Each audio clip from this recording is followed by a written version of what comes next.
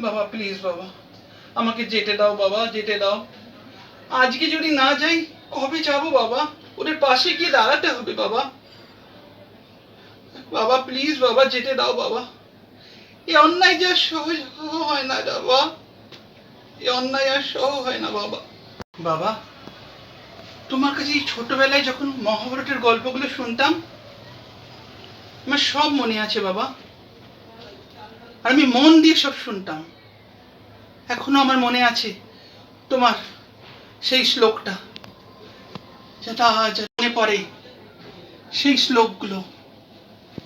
यदा यदा हि यद्धर्मस्य ग्लानिर्भवति भारतम् अभ्युत्थानम् अधर्मस्य तदात्मायि परित्राणम् दुष्कृतं विनाशाय साधूनां जुगे जुगे।